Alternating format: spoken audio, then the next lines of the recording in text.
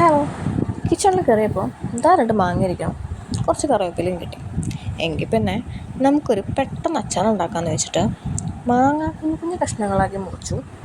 ഇനി ഇതിനെ വലിയ ആഡംബരങ്ങളൊന്നും ഇല്ലാതെ ഒന്ന് അച്ചാറാക്കി എടുക്കണം. അതിനായിട്ട് പാനൊന്ന് അടുപ്പിൽ വെച്ചു, ഗ്യാസ് നന്നായി ഒന്ന് കൂട്ടി വെച്ചു. ഇനി അതിലോട്ട് നമുക്ക് ഓയിൽ ഒഴിക്കണം. അങ്ങനെ ഇന്ന ഓയിലൊന്നുമില്ല, ഇവിടെ സൺഫ്ലവർ ഓയിലിൻ്റെ പാത്രത്തിൽ ഓയിൽ ഇരിക്കണ്ടായിരുന്നു, ഞാൻ അതെടുത്ത് ഒഴിച്ചു. ഇനി ഉലുവ, കടുക്, കറിവേപ്പില, മറ്റേ വറ്റൽമുളക് ഉണ്ടെങ്കിൽ അതും ഭാഗ്യത്തിന് അതൊന്നും എൻ്റെ കയ്യിലില്ല. ആകെ കുറച്ച് കടുക് ഇട്ടു, കുറച്ച് ഉലുവ ഇടണം. എണ്ണ ആദ്യം ചൂടാവട്ടെ. എണ്ണ ഒഴിച്ചിട്ട് കുറച്ച് നേരം വെയിറ്റ് ചെയ്യാം. എണ്ണ പതുക്കെ ഒന്ന് ചൂടായി വരുമ്പോഴത്തേക്കും അതിലേക്ക് കുറച്ച് കടുക്, പിന്നെ കുറച്ച് ഉലുവ. കടുക് പൊട്ടട്ടെ, എന്നിട്ട് നമുക്ക് ഉലുവ ഇടാം. അതിനിടയ്ക്ക് ഒരു കാര്യം പറയട്ടെ, യൂട്യൂബ് ചാനൽ സ്റ്റാർട്ട് ചെയ്തിട്ട് സബ്സ്ക്രൈബേഴ്സ് തന്നെ എനിക്കില്ല. അതെന്താ? അത് ഒന്ന് ചാനൽ സബ്സ്ക്രൈബ് ചെയ്യണം കേട്ടോ. ഒരു ലൈക്കും, ഞാൻ തട്ടിക്കൂട്ടി ഉണ്ടാക്കിയതല്ലേ. അങ്ങനെ കടുക് പൊട്ടി തുടങ്ങിട്ടോ.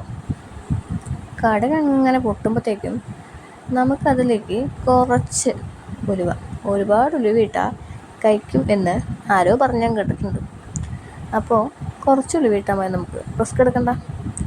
പൊട്ടി മൊത്തത്തിൽ തെറിച്ചപ്പോൾ ആ ഉലുവ ഇട്ടു. അങ്ങനെ ഉലുവ ജസ്റ്റ് ഒന്ന് ചൂടായി വരുമ്പോഴത്തേക്കും കറിവേപ്പില ഇട്ടു. കറിവേപ്പില ഒന്ന് ചാടിത്തുള്ളി കളിക്കുമ്പോഴത്തേക്കും അതിൽ ഞാൻ കുറച്ച് മുളക് പൊടി ഇട്ടിട്ട് അങ്ങോട്ടും ഇങ്ങോട്ടും ഇട്ടങ്ങോട്ട് ഇളക്കുമ്പോഴത്തേക്കും ഇതാ കറിവേപ്പിലയും മറ്റേ ഉലുവയും എല്ലാം കൂടെ അങ്ങോട്ട് കരിഞ്ഞ് മുരിഞ്ഞപ്പോഴേക്കും വേഗം ഗ്യാസ് ഓഫ് ചെയ്ത് മാങ്ങ കുട്ടി ഇതാ വീണ്ടും ഇളക്കാൻ തുടങ്ങി. കുറച്ച് നേരം ഇളക്കണം കേട്ടോ, കാരണം ഈ പറഞ്ഞ സാധനങ്ങളൊക്കെ മാങ്ങയിലോട്ട് പിടിച്ച മാങ്ങേൻ്റെ കളറൊന്ന് മാറണമല്ലോ. അതുകൊണ്ട് കുറച്ചും കൂടെ ഇളക്കി. ഭയങ്കര ഡ്രൈ ആയതുകൊണ്ട് കുറച്ച് എണ്ണ വേണമെന്ന് തോന്നുന്നു, അതുകൊണ്ട് കുറച്ചും കൂടെ എണ്ണ ഞാൻ ഒഴിക്കും. അത് കഴിഞ്ഞിട്ട് നമുക്ക് വീണ്ടും ഇളക്കണം. ഇളക്കി കുറേ നേരം ഇളക്കണം കേട്ടോ. ഇതാ കണ്ടോ ഞാൻ എണ്ണ ഒഴിക്കുന്നത്, അത് കുറച്ച് ഡ്രൈ ആയതുകൊണ്ടാണേ. കുറച്ച് ഒഴിച്ചാൽ മതി, വളരെ കുറച്ച് എണ്ണ. അതും ഒഴിച്ച് ഇത് നന്നായി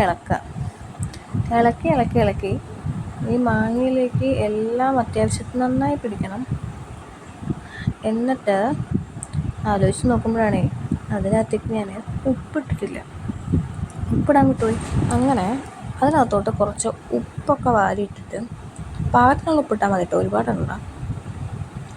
പിന്നെ കുറച്ച് ഉപ്പ്, ഇതെല്ലാം പുളിയുള്ള മാങ്ങയൊന്നുമല്ല, അധികം പുളിയൊന്നുമില്ല, അതുകൊണ്ട് ഉപ്പും അധികം വേണ്ട. എല്ലാം കൂടെ ഇളക്കിയിട്ട് അതിന് ഒരു പീസ് എടുക്കുക, എന്നിട്ട് ഇങ്ങനെ വായിലിട്ട് കഴിച്ച് നോക്കുക. അപ്പം നമ്മൾ സ്വന്തമായി ഉണ്ടാക്കിയൊരു സാറ്റിസ്ഫാക്ഷൻ ഉണ്ടല്ലോ, അതെല്ലാം കൂടി ചേർന്ന് ഭയങ്കര മധുരമായിരിക്കും. അത്രേ ഉള്ളൂ.